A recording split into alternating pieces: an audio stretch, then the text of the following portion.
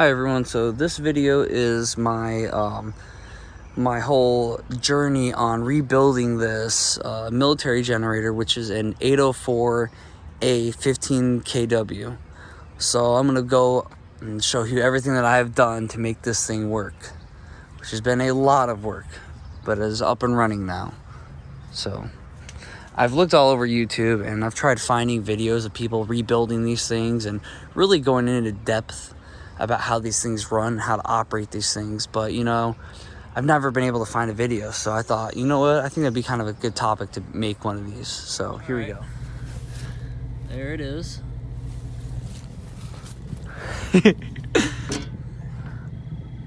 262 hours.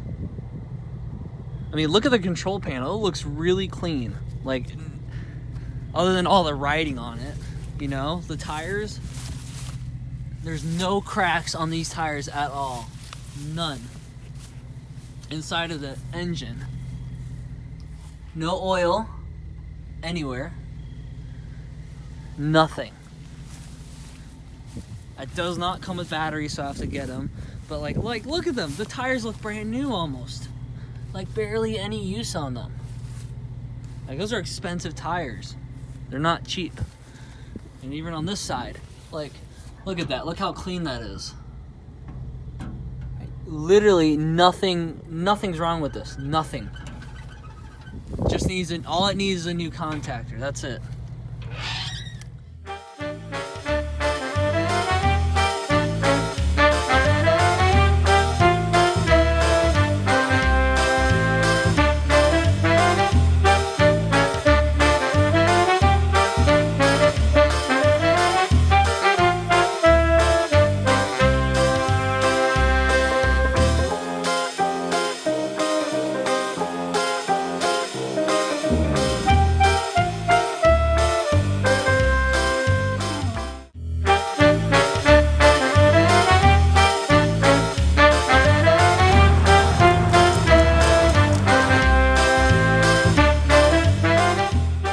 Been a while.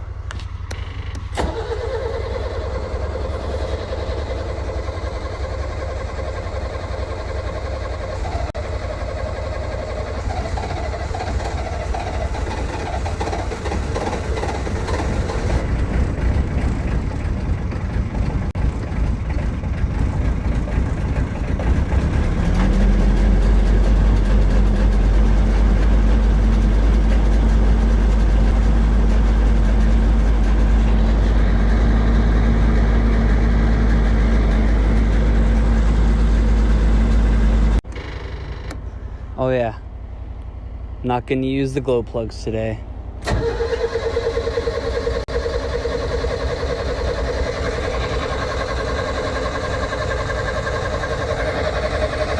Come on. Ooh.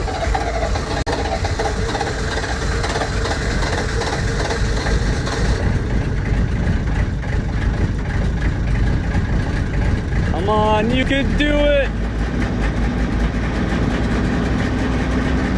There she goes.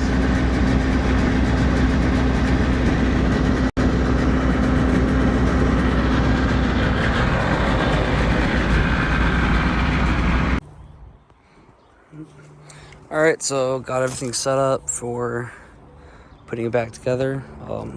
Just put new exciter coils in it. That guy's a little messed up. Should be all right.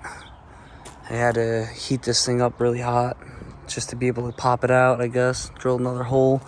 So cover the data plate, which is kind of ruined, but spray paint it so prevent corrosion or anything else happening to this thing. Make it look all nice, and I'll put it back in there.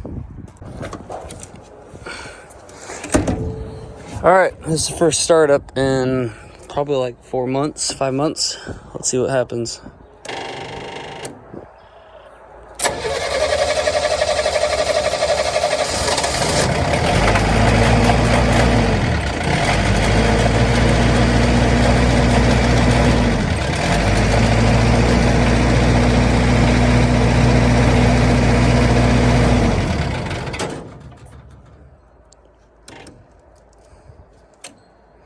Turn on some glow plugs.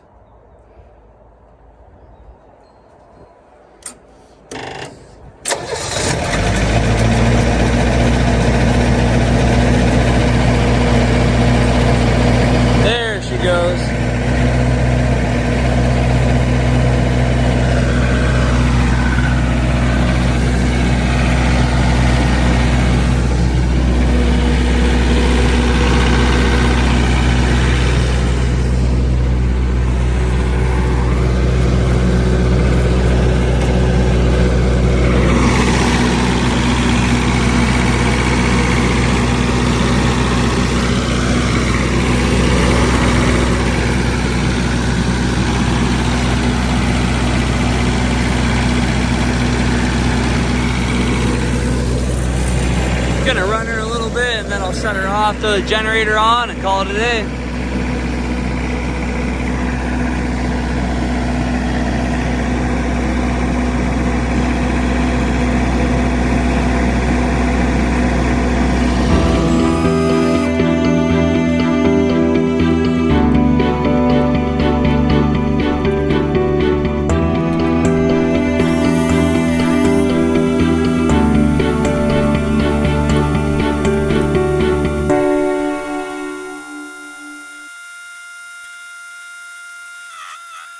So, from my understanding, this plate right here is a vibration plate to go between the engine and the generator.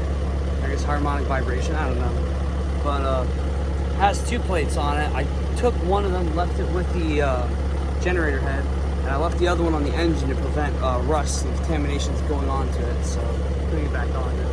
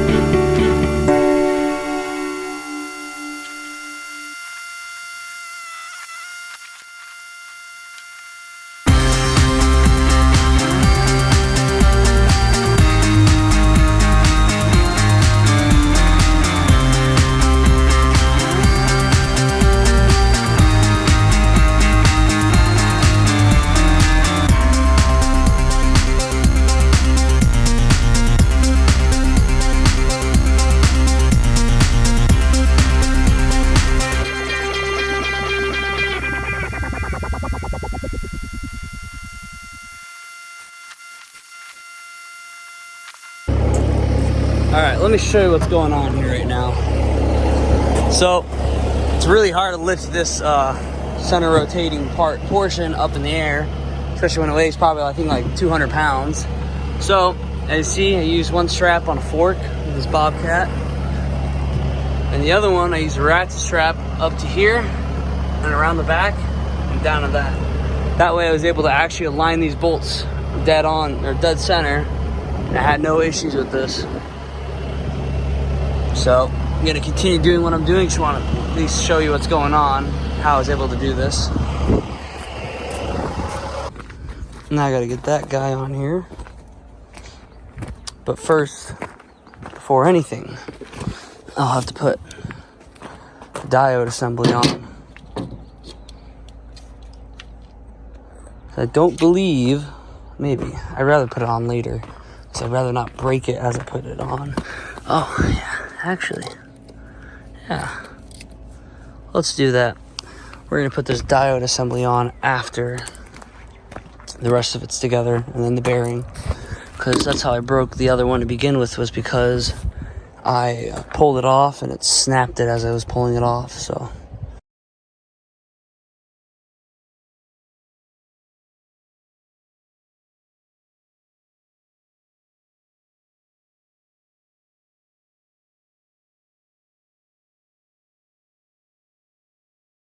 and just like that, this was just a square, but now I cut it out, drilled all the holes, put some rivets in to hold the diode trays, and here's the final piece. Nice and easy. So let's get that bad boy on. We'll go from there.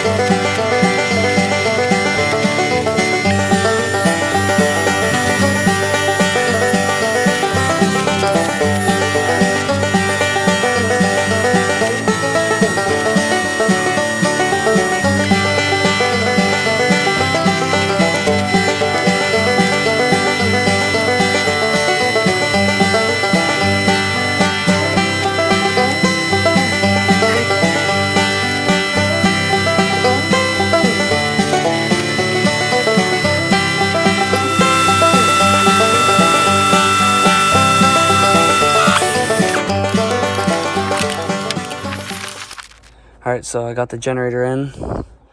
I still have to put the rectifier diodes on, but we'll do that later. But in the meantime, I have to push this whole unit backwards and up a little bit so that the holes align. Because I ran the engine in the wintertime without a generator head on, and those motor mounts aren't really meant to hold the whole engine this way. So yeah, so I gotta push that back right now. All right, so got them all lined up, got these bolts in there. Now the next step is to wire it up. As you see, there's 1, 2, and 3. So these guys, this is all the 3 of the phases on the center winding. These 2 is where the DC comes out of and goes into these wires into the rotating portion, and that is the voltage regulator. So now I have to wire it up like such. Numbers or wires 1, 2, and 3 will go to these 3 blocks. Those 2 wires by themselves will go to this guy and this guy. And then after that, put this guy on there and it should be all good to go. And I got to put the bearing on, which is kind of going to be a pain in the ass, but we'll see about that. All right, I've got the diode assembly on and wired up, configured properly. I just got to put the bearing on and then put this plate on and then turn it on. Oh, well, I got to wire all that stuff up next, but that's for tomorrow. I'm going to give it quits for the night, but I started pressing that bearing in. I'll finish tomorrow. So hopefully tomorrow this thing will be up and running and producing power for the first time in several years.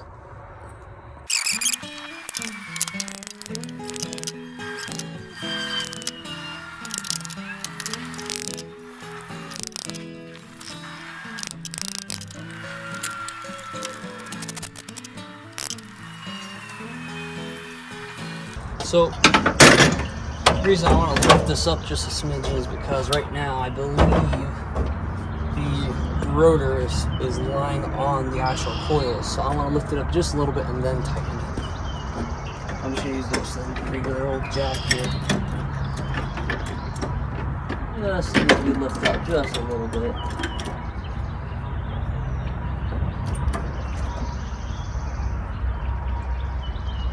There you go.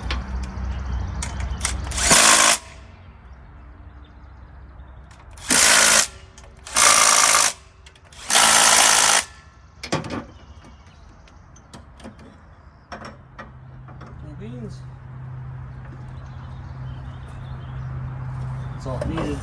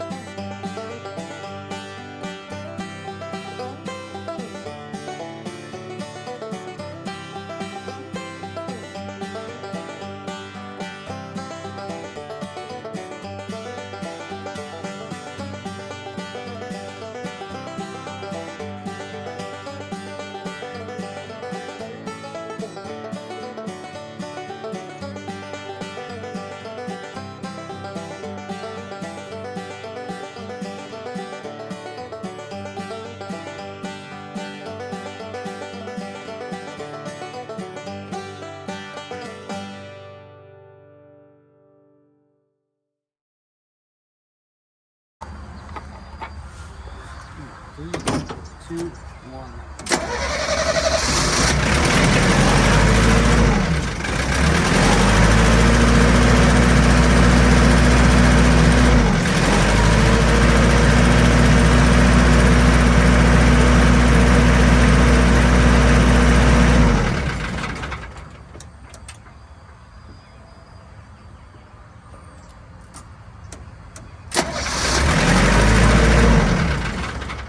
Come on.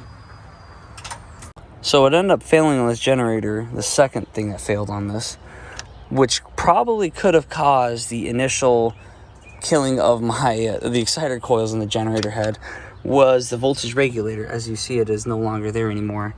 I bought this one on Amazon for about, I think, $30 something, maybe $40. I don't remember exactly. I could put a link in the description. But so the other voltage regulator was outputting I'll show a picture of that right now. But in the manual, it says that the exciter field winding should be 0 to 60 volts DC, right?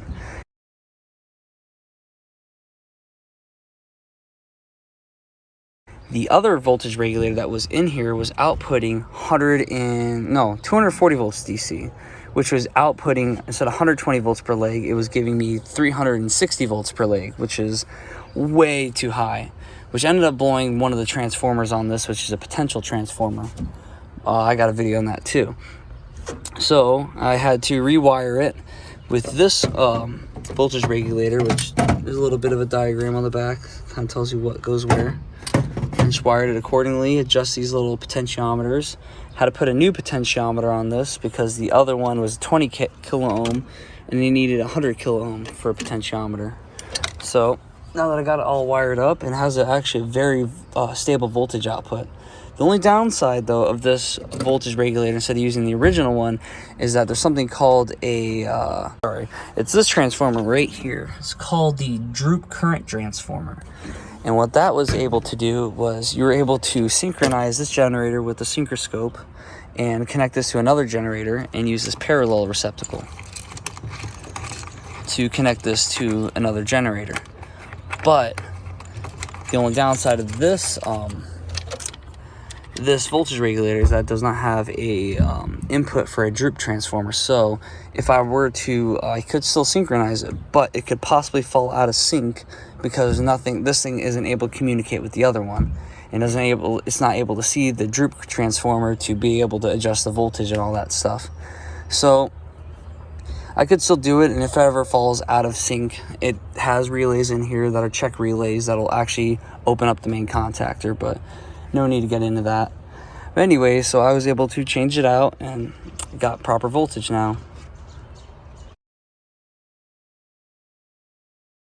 I'm going to kind of show you a demonstration what happens when the power goes out in my house. I won't get into the system because it's not anywhere near complete. I got to rebuild everything. Eventually I'll make a video on how I get solar and backup batteries and all that stuff. But for now, I'll just show you what role the generator plays in all of this. And I have it wired like that right now with all the wires hanging out because I'm trying to get 3-phase in the house and then equally distribute it between these two transformers. This one's not grounded yet, so it's floating neutral, but just to prove a concept, I will be having these mounted properly and properly grounded. But two of the legs of the generator go into this transformer. So I've got, between two legs, I got 416 because of how I configured the generator. And the other leg, so each individual leg is 240 volts, but when you combine them together and they're both 120 degrees out of phase with each other instead of 180, it kind of lowers the voltage a little bit. I don't know exactly how, I haven't done enough research into that. I believe it just cancels some of it out or whatever. So instead of 480, you get 416. So one leg is 240 volts, which is going to be sitting a little higher at 250 because of me stepping up the voltage a little bit to match with this transformer, which the lowest 240 volt tap is 432. So I try to match that as closely as possible. So it's sitting around 250, 260 volts. So the highest 240 volt tap is 252. That doesn't help that it's upside down. 252. So I have it on that tap and then stepping it down 120 volts. So this transformer, its sole purpose is to just power my bedroom and charge the batteries with the Victron Quattro. This one over here is to power all larger loads like AC unit and water heater, and pretty much the rest of the house is on this guy. And I do that because what happens is as soon as the AC unit and the water heater turns on, you have a little bit of voltage drop, and the Victron Quattro does not like it that much. So I want to give it its own designated leg so that when it starts pulling 2,500 watts to charge the batteries, and then another charger kicks on, which is under here, it doesn't bring down that leg, and it doesn't just turn on and off and make the lights flicker because of the voltage draws and all that stuff. So I kept it separated like that. But here I'll show you what happens when power goes out. So this is my main breaker for my sub panel. And now everything's switched over to batteries. So now we're going to go outside and fire up the generator. The main downside of using the aftermarket voltage regulator is that it takes a minute for it to build up field winding voltage, which trips the fault indicator, which does not allow me to engage the contactor until I reset it. I'll show you that right now. So I'm going to start this up and switch the whole house onto this thing.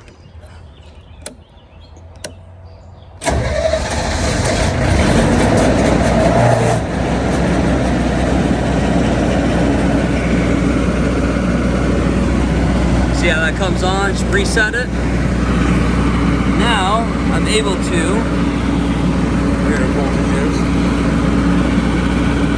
like it's sitting right about there, 450.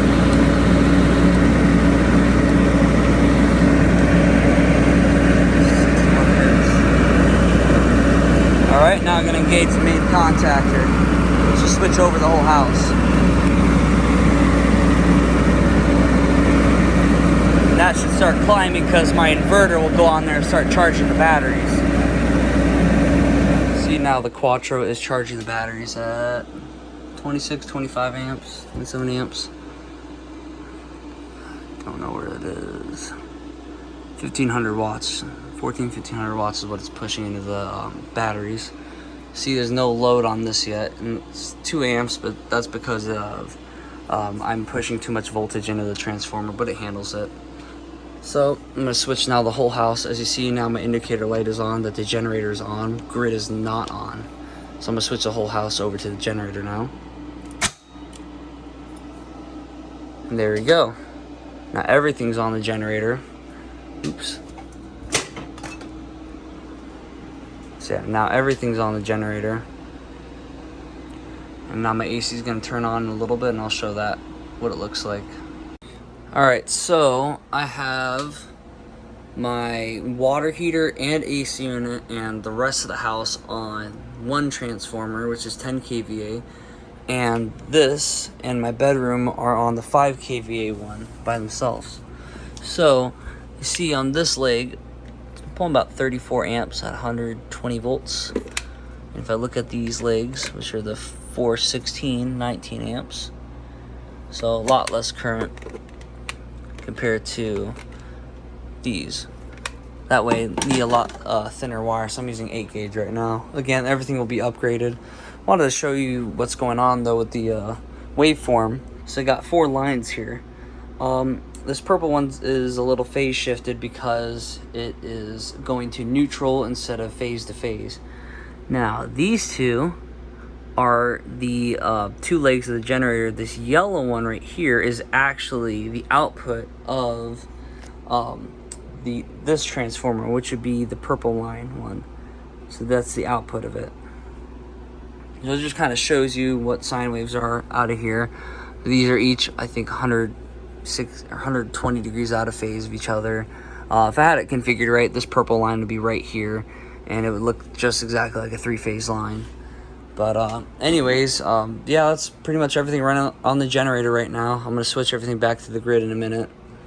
But if you guys have any questions on this generator or anything else you'd like to know, drop a comment down below and I'll try to answer it. Eventually, though, I will be making a video of this whole system and all the different versions of this system that I have made. But I finally settled to one, which is just a Victron Quattro inverter and a couple battery banks, but we'll get onto that in another video. But thanks for watching, everyone.